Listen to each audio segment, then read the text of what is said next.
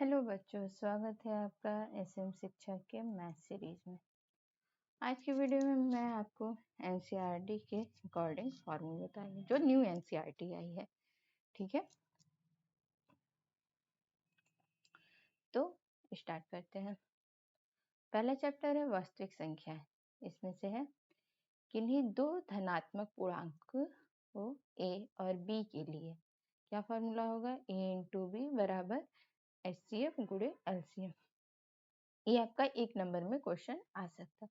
देखो आपका एमसीक्यू रहेगा, ठीक है, 20 नंबर में पूछेंगे, इसलिए आपके सारे फॉर्मूले इंपॉर्टेंट है, आप इसे लर्न कर लो। ठीक है, सेकंड है बहुपद चैप्टर। इसका पहला है शून्यकों का योगफल अल्फा प्लस बीटा बराबर माइनस बी अपॉन ए, और शून्यकों का गुणनफल अल्फा इंटू बीटा बराबर सी अपॉन ए। ये बी और बी सी ए का मान जैसे आपका ए समीकरण रहेगा a x square plus b x plus c, तो इससे यहाँ से आप बी और सी ए की वैल्यू निकाल सकते हो। ठीक है, तीसरा है द्विघात बहुपद बनाने के लिए अगर अल्फा प्लस बीटा और अल्फा इंटू बीटा में शून्यकों का योगफल और गुणनफल दिया रहे तो ये फॉर्मूला आप लगा सकते हो, x square minus alpha plus beta x plus alpha into beta. ठीक है, इन दोनों चैप्टर में बस आपको इतने ही फॉर्मूला। नेक्स्ट चैप्टर आपका दो चर वाले रैखिक समीकरण युग, चैप्टर नंबर 3। इसमें से बच्चों ये जो सारणी रहती है, ठीक है, इससे बहुत मेन यही है कि इसे आप लर्न रखो। ठीक है, जैसे अनुपातों की तुलना रहेगा और आलेखीय निरूपण, बीजगणितीय व्याख्या और संगात्मक। देखो संगतता पूछता है, जैसे कि कौन सा समीकरण संगत है, कौन सा असंगत है। ठीक है, और आलेखीय निरूपण पूछता है प्रतिच्छेदी रेखाएं, संपाती रेखाएं और समांतर रेखाएं।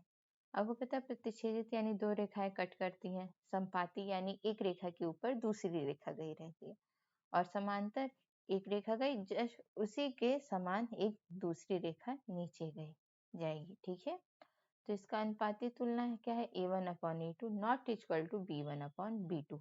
तो इसका क्या होगा, एक हल होगा और ये संगत होगी। ठीक है, a1 अपॉन a2 बराबर b1 अपॉन b2 बराबर c1 अपॉन c2 संपाती रेखा होगी, इसका अनंत हल होगा और ये संगत होगा। ठीक है, a1 अपॉन a2 बराबर b1 upon b2 is not equal to c1 upon c2। ये क्या होगा, समांतर रेखाएं होंगी, कोई हल नहीं होगा और ये असंगत होगा हल इसका।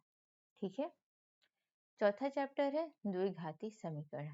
देखो द्विघाती समीकरण जैसे आप पहले पढ़े थे, मूलों का योग alpha plus beta minus b upon a, मूलों का गुणनफल अल्फा इंटू बीटा बराबर सी अपॉन ए।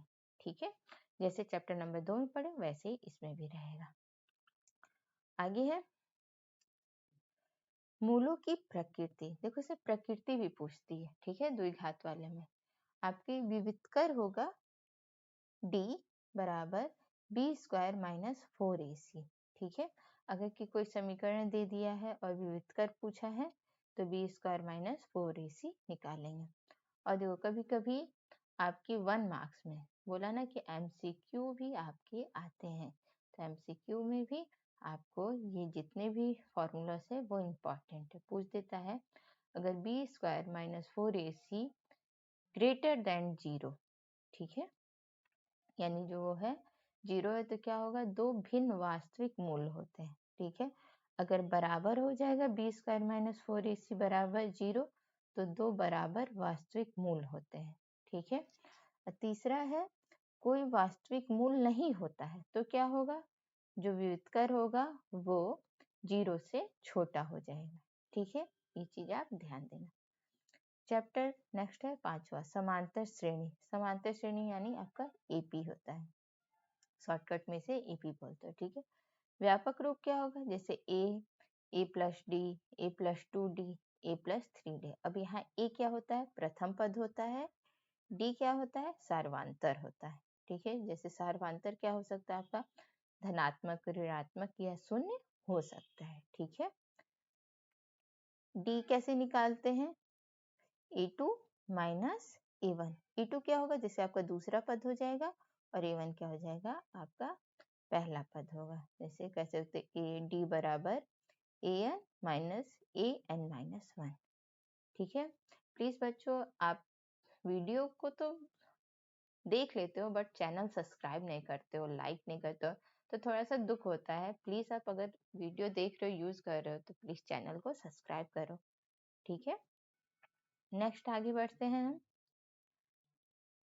इसी में है आपका एपी में अगर समीकरण दिया है और पूछे nवां पद का मान निकालिए। ठीक है। अगर कोई समीकरण दे दिया है और बोल दिया कि nवां पद का मान निकालिए, तो an बराबर क्या होता है, a प्लस n-1 d। ठीक है। आपको d पता है यहाँ क्या है, अंत में अंत से nवां पद, यानी ये स्टार्टिंग से nवां पद है लेकिन ये अंत से nवां पद है। तो an बराबर क्या हो जाएगा, l माइनस n-1 d। ठीक है। l क्या है, आपका अंतिम पद हो। अगर अंतिम पद को निकालना तो a प्लस ब्रैकेट में n-1 d हो जाएगा। ठीक है। अब देखो आगे, एपी के प्रथम n पदों का योग। अगर आपका पूरा एक दे दिया है पद पूरा और पूछा कि इसमें प्रथम n पदों का योग बताइए, तो n मतलब यहाँ क्या होता है, n से मतलब है आपका नंबर से। ठीक है। तो Sn बराबर n/2 ब्रैकेट बड़ा 2a plus bracket n-1 bracket 1 d। ठीक है। फिर बड़ा ब्रैकेट क्लोज हो जाएगा। ये आपका फॉर्मूला होता है। और अंतिम पद के लिए क्या हो जाएगा, a s बराबर n/2 bracket a plus l हो जाएगा, क्योंकि l बराबर आपका क्या होता है, a plus n-1 bracket 1 d होता है। ठीक है। नेक्स्ट चैप्टर आता है त्रिभुज। ठीक है। त्रिभुज में देखो आपको कोई फॉर्मूला नहीं तैयार करना है, इसमें आपको एक सिद्ध करने के लिए आता है। ठीक है। थेल्स का प्रमेय सिद्ध करने के लिए आता है, जैसे AD अपॉन DB बराबर AE upon EF, sorry EC। ठीक है। और दूसरा क्या है, पाइथागोरस प्रमेय। ये आपके जो त्रिकोणमिति पढ़ोगे उसके लिए बहुत इंपॉर्टेंट है। कड़ का स्क्वायर बराबर लंब का स्क्वायर प्लस आधार का स्क्वायर। ठीक है। नेक्स्ट हम चलते हैं 7वां चैप्टर, क्या है, निर्देशांक ज्यामिति। ठीक है। इसमें क्या होता है, पहला दो बिंदुओं के बीच की दूरी। अगर आपकी पॉइंट दिया और दो बिंदुओं के बीच की दूरी निकालना है तो क्या होगा, दूरी बराबर हो जाएगा आपका d, दूरी हो जाएगा बराबर ब्रैकेट अंडर रूट होगा। ठीक है। वर्गमूल होगा अंडर रूट ब्रैकेट में x1 माइनस x2 का whole square plus y1 minus y2 का होल स्क्वायर। ठीक है। दूसरा क्या फॉर्मूला है, दो बिंदुओं x1 y1 तथा x2 y2 को m1 अनुपात m2 के अंतः अनुपात में विभाजित करने वाले बिंदु के निर्देशांक क्या होंगे। ठीक है। इसमें देखो m1 m2 दे दिया है तो कुछ नहीं है, x इसमें निर्देशांक आपके x और y ही होंगे, तो x के लिए क्या हो जाएगा, x बराबर m1 x2 plus m2 x1 upon m1 plus m2। तो अगर आपको x का याद है तो y की जगह केवल x की जगह आप y रख लोगे। ठीक है। m1 y1 plus m2 y2 बराबर m1 प्लस m2। ठीक है। आप 1 और 2 में कंफ्यूज मत होना, ध्यान से देखना। ठीक है। नेक्स्ट है तीसरा, दो बिंदुओं के मध्य बिंदु का निर्देशांक। दो बिंदु दो उनके मध्य का निर्देशांक निकालना है, तो x1 प्लस x2 अपॉन 2 और y1 प्लस y2 अपॉन 2। ठीक है। ये एक नंबर में पूछ सकता है क्वेश्चन कि बिंदु P x और y की मूल बिंदु से दूरी। मूल बिंदु से दूरी यानी 0,0 हो जाएगा, तो आपका जो x1 और y1 क्या हो जाएगा, 0 हो जाएगा, तो x2 और y2 बचेगा, तो अंडर रूट क्या हो जाएगा, x का स्क्वायर प्लस y का स्क्वायर। ठीक है। आगे बढ़ते हैं हम। नेक्स्ट आपका चैप्टर आता है 8 और 9। देखो 8 और 9 दोनों एक दूसरे से मर्ज हैं, तो इसलिए मैंने इसे एक ही के साथ कंबाइन करके फॉर्मूला बता दिया है। ठीक है। 8वां चैप्टर है आपका त्रिकोणमिति का परिचय और 9वां क्या है, ऊंचाइयां और दूरियां। ठीक है। जो आपके एनसीईआरटी में, नई एनसीईआरटी में जो चीजें कट हुई हैं, मैंने उसके फॉर्मूला नहीं बताए। ये केवल उतने ही हैं जितने आपको तैयार करने हैं, जिससे आपके मार्क्स गेन हो सकते हैं। ठीक है, एक चीज ध्यान देना है बच्चों, ये जो आपका कभी कभी होता क्या है कि आप कंफ्यूज हो जाते हो कि किसको कर लें, किससे लंब लें और किससे आधा। तो देखो, जो 90 डिग्री का कोण बनेगा उसके जस्ट सामने वाला कड़ हो जाएगा। ठीक है, और जिसके सापेक्ष, सापेक्ष मतलब एंगल जैसे बी पूछा है तो इसके सापेक्ष कौन सी रेखा है, ए और बी, तो ये क्या हो जाएगा, आधार हो जाएगा। और जो ये बचा वो आपका लंब हो जाएगा। देखो, इसमें आपका एंगल बी से पूछा है तो ये आधार हो गया। बट नेक्स्ट फिगर में देखो, यहाँ सी को एंगल माने हैं। ठीक है, तो इसे सापेक्ष क्या हो जाएगा, एसी वाली रेखा, तो इसे आधार और ये लंब हो जाएगा, और 90 अंश के सामने वाला क्या हो जाएगा, आपका कर्ण हो जाएगा। ठीक है, आप इसे ध्यान से, नहीं समझ में आए वीडियो पॉज करो और ध्यान से फिर देखो। ठीक है, देखो त्रिकोणमितीय अनुपात, अब ये क्या होता है, साइन थीटा बराबर लंब बटा कर्ण। कॉसेक क्या हो जाता है, साइन का उल्टा हो जाता है तो कर्ण बटा लंब हो जाएगा। कॉस क्या होता है, आधार बटा कर्ण, तो सेक क्या हो जाएगा, इसका उल्टा कर्ण बटा आधार हो जाएगा। टेन थीटा क्या होता है, लंब बटा आधार, तो कॉट थीटा क्या हो जाएगा, आधार बटा लंब हो जाएगा।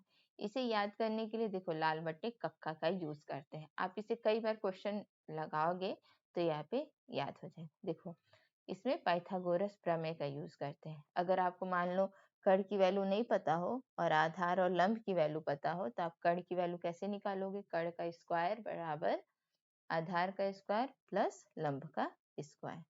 ठीक है, नेक्स्ट क्या है, कॉसिक थीटा बराबर क्या होता है, 1 अपॉन साइन थीटा। देखो यहाँ जब ये है तो इसे अपोजिट कर दिया गया, यानी कॉसिक थीटा बराबर 1 upon sine theta, sec theta बराबर 1 upon cos theta, cot theta बराबर 1 अपॉन टेन थीटा, और देखो टेन थीटा को हम साइन अपॉन कॉस थीटा लिखते हैं। ठीक है, तो यहाँ क्या हो गया, अपोजिट, कॉट थीटा को क्या कह सकते हैं, कॉट थीटा को हम cos theta upon sine theta लिख सकते हैं। ठीक है, इसे याद करो। नेक्स्ट आगे बढ़ते हैं। देखो, त्रिकोणमितीय सर्वसामयिकाएं। ठीक है, सर्वसामयिकाएं क्या होता है, मतलब जितने भी आपके एंगल हैं उससे संयुक्त करके एक समीकरण बनाया गया है, जो आपके अगर क्वेश्चन सॉल्व करते हो तो उसमें हेल्प करेगा। Sine square theta plus cos square theta equal to 1, 1 plus tan square theta equal to sec theta, sorry sec square theta. ठीक है, आप कभी कभी क्या करते हो, जल्दी जल्दी में स्क्वायर छोड़ देते हो और आगे बढ़ जाते हो, तो क्वेश्चन का आपका आंसर नहीं आता, तो आप परेशान होते हो। इसलिए स्क्वायर का भी ध्यान रखना और चिन्ह का भी, प्लस और माइनस का भी। जैसे टेन स्क्वायर थीटा बराबर क्या हो जाएगा, सेक स्क्वायर थीटा माइनस 1, ये 1 का इधर पक्षांतर कर दिया तो ये -1 हो जाएगा। कॉट स्क्वायर थीटा बराबर 1, तो क्या हो जाएगा, बराबर कॉट स्क्वायर थीटा प्लस 1 बराबर कॉसिक स्क्वायर थीटा। ठीक है, ये क्या होता है, कोणों का मान क्या होता है, ये आपके क्वेश्चन में बहुत हेल्प करता है। और इसे एक मैंने वीडियो बनाया है जिसमें मैं इसे लर्न करने के लिए बताई हूँ कि ये कैसे आप लर्न करोगे। अभी यहाँ मान देख लो, साइन ए का इसमें कौन कौन से एंगल आते हैं, 0, 30, 45, 60 एंड 90। ठीक है, तो साइन ए का 0 में क्या होगा, 0, 30 में 1/2, 45 में 1/√2, 60 में √3/2, 90 में 1 हो जाएगा। ठीक है, अब देखो इसे लर्न करने, देखो कॉस साइन का तो ये हो गया, कॉस का देखो, जो इसका 90 है वो इसका 0 हो गया, जो इसका 60 है वो इसका 30 हो जाएगा। ठीक है, और 45 का तो आपका सेम रहेगा। ठीक है, 45 का सेम रहेगा। 30 का क्या हो जाएगा, 1/2 हो गया इसका 60 का। ठीक है, और 0 का क्या हो गया, ये 90 का हो गया। ठीक है, तो ऐसे आपके ये सारे क्या है, कोणों के मान है। ठीक है, आपका चैप्टर जो आता है ऊंचाइयां वाली और दूरियां, उसमें अगर कोण पूछता है, ठीक है, उसमें दो कोणों की बात करता है, एक अवनमन कोण और दूसरा क्या होता है, उन्नयन कोण। तो उन्नयन कोण क्या होता है, जो नीचे से आप ऊपर की तरफ देखते हो, ठीक है, अगर आप यहाँ खड़े हो और किसी मीनार को देखते हो तो क्या वो बनाएगा, उन्नयन कोण बनाता है। और अगर आप किसी मीनार पे खड़े हो और नीचे की तरफ देखते हो, भूमि की तरफ, तो क्या बनाएगा आपका, अवनमन कोण बताएगा। ठीक है, वीडियो को अच्छे से देखो बच्चों, क्वेश्चन इससे बहुत पूछे जाते हैं। ठीक है, क्योंकि आपके एमसीक्यू पूछे जाते हैं। ठीक है, नेक्स्ट पढ़ते हैं आगे हम। आता है 10th और 11th चैप्टर। ठीक है, वृत्त और वृत्त से संबंधित क्षेत्र। देखो बच्चों, मैंने इस तरह लिखा हुआ है कि आपको जो एमसीक्यू भी पूछे जाते हैं वो भी तैयार हो जाए, इसलिए प्लीज वीडियो को ध्यान से देखो। ये नहीं कि ये देखे फिर थोड़ा सा फास्ट किए फिर आगे बढ़ गए। ठीक है, और वीडियो को लाइक करो, चैनल सब्सक्राइब करो प्लीज। तो देखो, ये क्या है, वृत्त बना हुआ आपका, ये 0 क्या है, सेंटर हो जाएगा, केंद्र हो जाएगा। आर क्या है, त्रिज्या। ओटी क्या हो जाएगी, आपकी त्रिज्या है। और डी व्यास है, जो ये एस और टी पूछा। ठीक है, ये फिगर आपका आपके, क्योंकि वृत्त में रचनाएं ही पूछता है और प्रमेय पूछता है, ज्यादा इसमें कुछ पूछता नहीं है। ठीक है, तो कुछ चीजें जैसे 1 मार्क्स में पूछ सकती हैं, जैसे एक वृत्त की 2 समांतर स्पर्श रेखाएं हो सकती। ठीक है, जैसे सी डी और ए बी। ठीक है, किसी वृत्त की स्पर्श रेखा उसे एक बिंदु पर प्रतिच्छेद करती है या स्पर्श करती है। जैसे देखो, सी डी में क्यू कर रहा है और ए बी में पी कर रहा है। ठीक है, अब वृत्त का क्षेत्रफल क्या होता है, पाई आर स्क्वायर, और वृत्त का परिमाप क्या होगा, 2 पाई आर। परिमाप मतलब जो ये रेखा बनी हुई, ये जो लाइन है, वो क्या हो जाएगा, इसका परिमाप हो जाएगा। ठीक है, और आता है नेक्स्ट इसमें त्रिज्यखंड और वृत्तखंड। ठीक है, ये ध्यान से समझो, त्रिज्यखंड और वृत्तखंड क्या होता है, बहुत बच्चे कंफ्यूज हो जाते हैं। देखो, ये दिखा है त्रिज्यखंड, यानी त्रिज्या की तरह, यानी आपका कोई भी एक कोण बनाएगा। ठीक है, ये देखो एक एंगल जैसे बना रहा है। ठीक है, त्रिभुज जैसे, तो ये क्या हो जाएगा, लघु त्रिज्यखंड। और ये जो बाकी पोर्शन बचा हो जाएगा वो क्या हो जाएगा, दीर्घ त्रिज्यखंड। इसी तरह वृत्तखंड में कहीं भी आपका व्यास घिस सकता है, तो वो जो बड़ा वाला पोर्शन होगा वो दीर्घ वृत्तखंड हो जाएगा, और जो छोटा वाला पोर्शन हो जाएगा वो लघु वृत्तखंड हो जाएगा। ठीक है, हम आगे बढ़ते हैं, इसके फॉर्मूलास देखते हैं त्रिज्यखंड और वृत्तखंड के क्षेत्रफल का। तो कोण थीटा वाले त्रिज्यखंड का थे, किसका पूछा, त्रिज्यखंड का, तो एरिया बराबर क्या हो जाएगा, theta upon 360 into pi r square. ठीक है, दूसरा क्या है, कोण थीटा वाले त्रिज्यखंड के संगत चाप की लंबाई। संगत चाप से मतलब है, जैसे ये आपका ए से बी तक जो पूछा है, ये चाप की लंबाई क्या हो जाएगा आपका,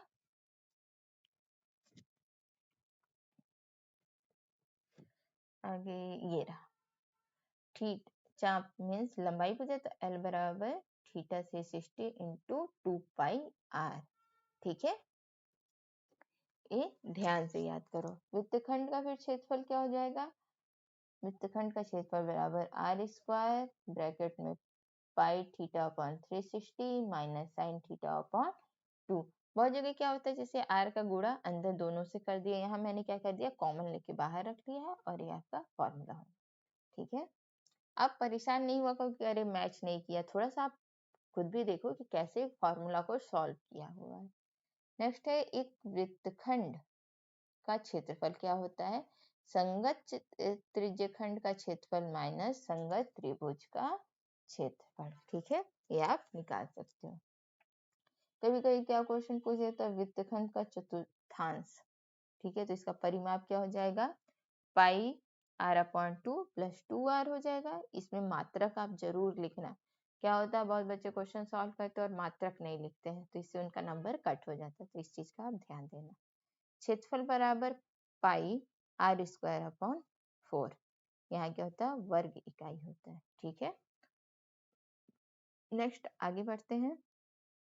देखो, ये चैप्टर बहुत ही इम्पोर्टेंट है, इससे बहुत ज्यादा फॉर्मूला पूछे जाते हैं।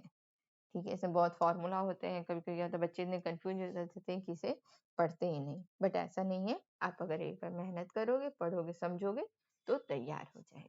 ठीक है, इसमें क्या क्या पढ़ना है आपको, घन, घनाभ, गोला, अर्धगोला, लंबवत वृत्तीय शंकु में, ठीक है, और बेलन, ठीक है। बस ये आपकी 6 चीजें पढ़नी है।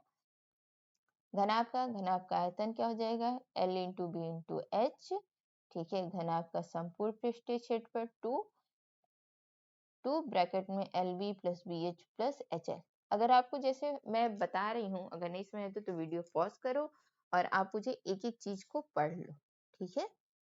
अगर एक एक चीज को पढ़ लोगे तो उम्मीद है आपको समझ में आ जाएगा, ठीक है।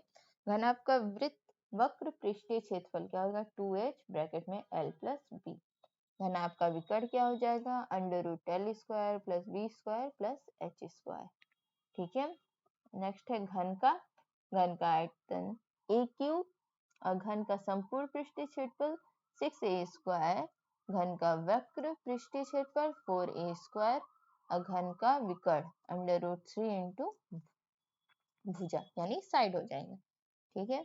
गोले का इसी प्रकार है, गोले का आयतन 4/3 पाई r क्यूब, गोले का संपूर्ण पृष्ठीय क्षेत्रफल 4 पाई r स्क्वायर। और अर्धगोले का क्या हो जाएगा, देखो पूरे गोले का पूरा हो जाएगा, अर्धगोले का उसका आधा कर दो आप, ठीक है। तो आधा कर देंगे तो आयतन क्या हो जाएगा, 2/3 पाई r क्यूब, ठीक है। अब गोलार्ध का वक्र पृष्ठ क्षेत्रफल 2 पाई r क्यूब, सॉरी और स्क्वायर है, ठीक है।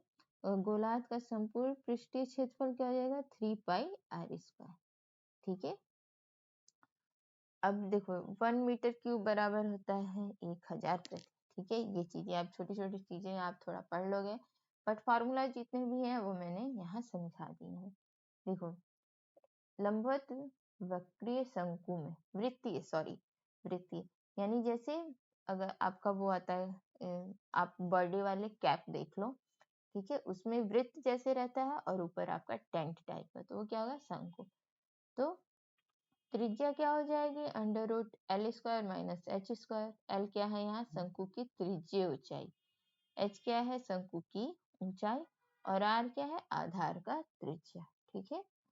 तो शंकु का वृत्त पृष्ठ क्या हो जाएगा, पाई आर एल, ठीक है, पाई आर एल। शंकु का संपूर्ण पृष्ठ क्या हो जाएगा, pi r l, sorry pi r bracket में एल प्लस आर। शंकु का आयतन हो जाएगा 1/3 पाई आर स्क्वायर एच, ठीक है। बेलन का आयतन क्या हो जाएगा आपका, जैसे बेलन आपका है तो उसका आयतन क्या हो जाएगा, ये देखो त्रिज्या हो जाएगी, ये ऊंचाई h हो जाएगी, तो आयतन क्या हो जाएगा, पाई आर स्क्वायर एच। बेलन का वक्रतल या वक्र पृष्ठ का क्षेत्रफल हो जाएगा 2 पाई आर एच। बेलन का संपूर्ण पृष्ठ का क्षेत्रफल होगा 2 पाई आर ब्रैकेट में r प्लस एच, ठीक है। ऐसे ही खोखले बेलन का भी आयतन दिया है, तो खोखले बेलन में आप बाहर का R1 और अंदर का R2 मान लोगे, उससे ये हो जाएगा, ठीक है। नेक्स्ट चलते हैं। आज आपका इसमें से कुछ कट हुआ है, जैसे छिन्नन वाला नहीं आ रहा, ठीक है। नेक्स्ट चैप्टर आपका क्या है, संख्यांकी। संख्यांकी में माध्य पूछता है, माध्यिका और बहुलक, ठीक है, यही तीनों पूछता है। तो फर्स्ट है माध्य में प्रत्यक्ष विधि, ठीक है। इसमें क्या है, माध्य बराबर क्या हो जाएगा, sigma f x upon sigma f या sigma f i x i upon sigma f i, ये क्या हो जाएगा, इसका माध्य हो जाएगा। एफ क्या है आपका, संगत बारंबारता, और एक्स क्या है, वर्ग का माध्य मान। कल्पित माध्य विधि भी कभी कभी पूछ लेता है, जिसका ये फॉर्मूला है, ठीक है। इसमें क्या हो जाएगा, केवल ए ऐड हो जाएगा, ए क्या हो जाएगा आपका कल्पित माध्य हो गया, जो आपको एक कल्पना करके माध्य मानते हैं। नेक्स्ट है बहुलक। बहुलक बराबर L प्लस ब्रैकेट में F1 माइनस F0 बटा 2 F1 minus F0 minus F2 bracket बन इंटू H। अब देखो यहाँ कौन कौन सी चीजें क्या है, जैसे L क्या है, बहुलक वर्ग का निम्न सीमा है। F1 क्या है, बहुलक वर्ग की बारंबारता। F0 क्या है, बहुलक वर्ग से ठीक पहले वर्ग की बारंबारता। F2 क्या है, बहुलक वर्ग का ठीक बाद में आने वाले वर्ग की बारंबारता। और H क्या है, वर्ग अंतराल का माप, ठीक है बच्चों। आप अगर नहीं समझ में आता है तो आप वीडियो पॉज करो, मैंने यहाँ सारी चीजें लिखी हैं, आप उसे ध्यान से पढ़ो, उम्मीद है समझ में आ जाएंगे। नेक्स्ट क्या है आपका, माध्यिका। माध्यिका क्या होता है, देखो माध्यिका में 3 तरह से पूछते हैं, एक वर्गीकृत आंकड़ों के लिए है, एक सारणीबद्ध आंकड़ों के लिए, और तीसरा क्या है, वर्गीकृत आंकड़ों के लिए। पहला क्या होगा, माध्यिका n+1/2 वाले पद का मान, n क्या है, विषम होगा, और अगर n सम होगा तो n/2 वापद हो जाएगा, ठीक है। और सारणीबद्ध आंकड़ों के लिए क्या हो जाएगा, n/2 वापद प्लस n/2 + 1 वापद बटे 2। यहाँ n क्या हो गया, बारंबारताओं का योगफल, ठीक है। क्वेश्चन सॉल्व करोगे तो समझ में आएगा, अभी फॉर्मूला देख लो। वर्गीकृत आंकड़ों के लिए क्या होगा, माध्यिका L प्लस ब्रैकेट में n/2 - CF/F ब्रैकेट 1 × H। अब देखो L क्या है, यहाँ माध्यिका वर्ग की निम्न सीमा, n प्रेक्षणों की संख्या, CF क्या है, माध्य वर्ग के ठीक पहले वर्ग की संचयी बारंबारता, F क्या है, माध्यक वर्ग की बारंबारता, और H क्या है, वर्ग माप, ठीक है। नेक्स्ट आगे बढ़ते हैं। माध्य, माध्यक और बहुलक में संबंध, ये आपका बहुत ही इंपॉर्टेंट है, एक नंबर में अधिकतर पूछ लेता है, ठीक है बच्चों, ध्यान से पढ़ना। बहुलक बराबर 3 माध्यक -2 ब्रैकेट में माध्य होता है। माध्यक मतलब माध्यिका, ठीक है। अगर माध्यिका पूछता है तो बहुलक +2 माध्य बटे 3 हो जाएगा, और माध्य पूछता है तो 3 माध्यक माइनस बहुलक बटे 2 हो जाएगा, ठीक है। लास्ट चैप्टर है आपकी प्रायिकता। इसमें कोई फॉर्मूला नहीं है, बट एक सैद्धांतिक परिभाषा समझ सकते हो। पीई बराबर ई के अनुकूल परिणामों की संख्या बटा प्रयोग में सभी संभव परिणामों की संख्या, ठीक है। मैंने आपको सभी चैप्टर से फॉर्मूला बता दिए हैं, तो उम्मीद करती हूँ आपको वीडियो अच्छा लगा होगा। तो आप प्लीज वीडियो को लाइक करें और चैनल को सब्सक्राइब करें।